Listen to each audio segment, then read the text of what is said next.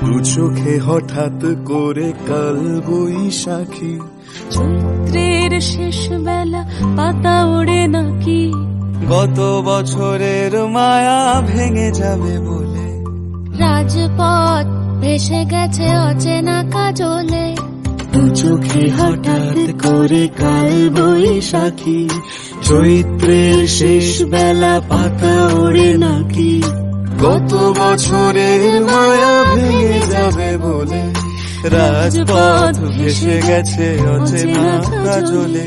তুমিও অঝরে তাকে শুধু ভালোবেসো,